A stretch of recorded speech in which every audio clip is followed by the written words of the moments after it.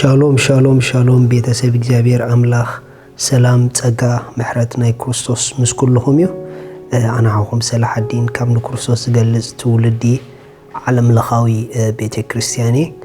ሎሚ ድማ ከም ትኹሉ ግዜ ናይ መዓልቲ ቃል ድብል ፕሮግራም ናሒዝና መጺና ኣለና ሎሚ ነዚ ቃል ዝትሰምዕዎ ኣብ ህይወትኩም ንለውጢ ንምብራህ ንምግላጽ ንቕብኣት ንኹሉ ኾነኩም እግዚአብሔር ስም ይባረኽ ስለዚ ሎሚ ማዓንቲ ነዚ መዓልቲ ንካፈሎ ቃል ጽልዋ አንጌህና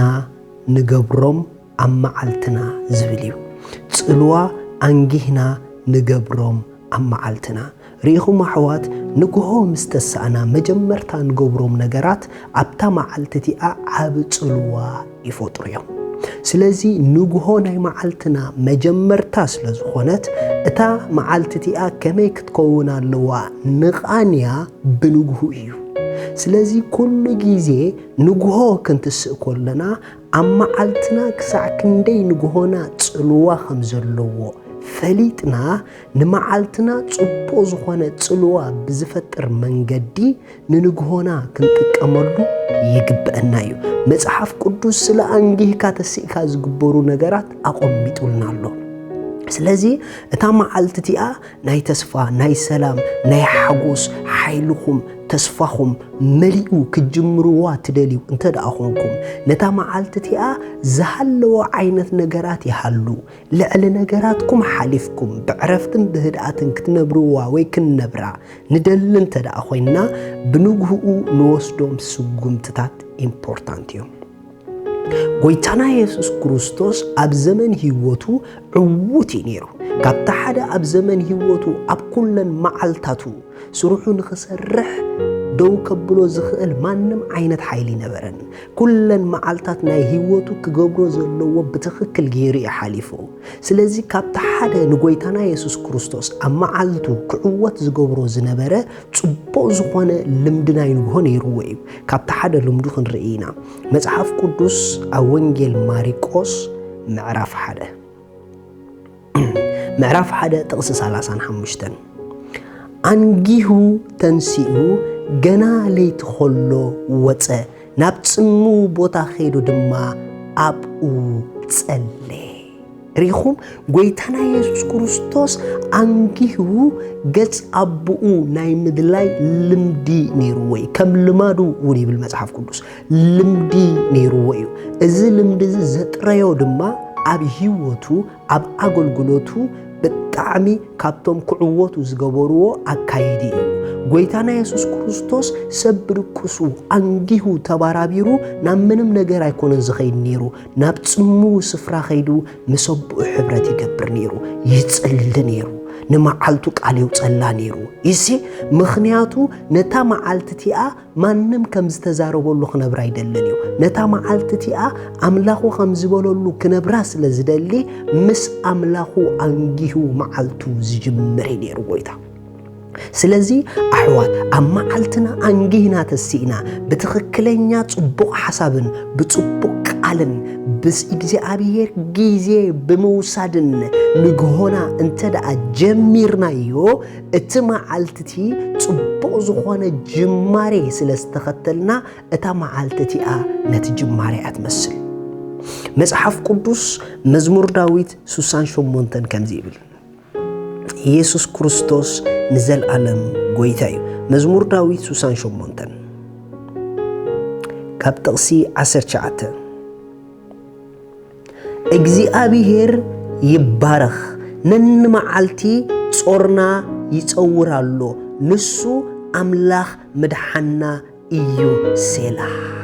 ሪኹም እግዚአብሔር ይባረኽ ንሱ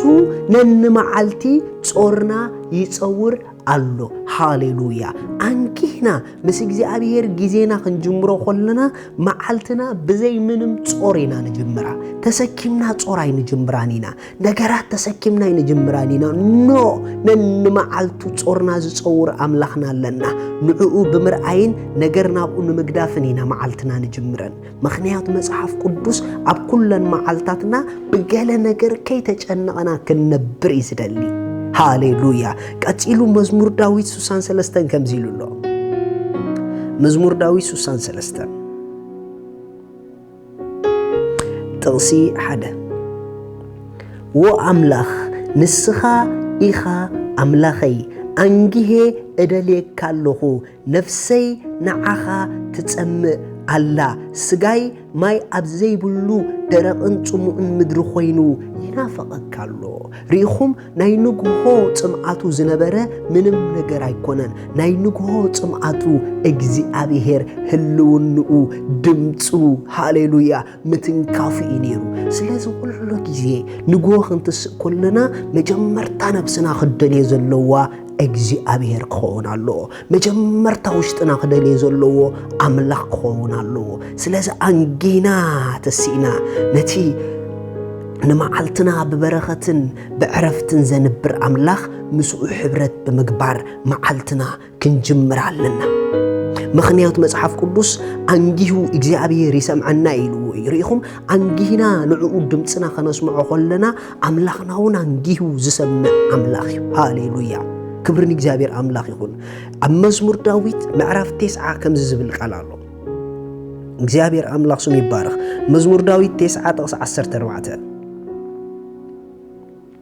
كلن معلتاتنا كنحقوسن باك بلنانسي نجهو تسقخا أسقبنا ريخم كلن معلتاتنا كنحقوسن باك بلنانسي نجهو تسقخا أسقبنا حوي حفتي أنجيك جوتش خدالي خلخي أنجيك مسبوخ حبرات كتجبر خلخي بتسقوي ختسقبي أتتسقبيو تسقاد ما نمعلتخي بحقوس ببحتا كم تنبري جبركي يسوس نزل عالم قويتايو سلازي نقوة السينا كنقبرم زيبلنا نتبن كنقبرم زلنا نتبن أحد ربي لخبوكمي نقوة السيكم كتقبروا زيبلكم نجر مجمرتا نزلو تسقماتنا بمحساب أي نجمر نزلو تسقماتنا بمحساب أي نجمر أنجيكم مستساكم زلو زي تعري قداياتكم نعقو بمحساب بمسلسال أي تجمرو كالا أي قال مقرم رامن مرتن عينوت سالساي موبيل فيسبوكن كالا نجراتن أي نتأكم كنقبرم زلنا أنجينا دما قداماي سناين صبقن زتأكمن نحسب بحزب بالتصفاز بنا حيل زلو نجر نحسب كالا أي بمسجانا بتصلوت أكدمي أبيهر نقرب سالساي تخكلنيا قال نسالاسل رابعي نمعلتنا ننبيلا شعو كم تزبلنا يو معلتنا كتكون لنا يا الله بارككم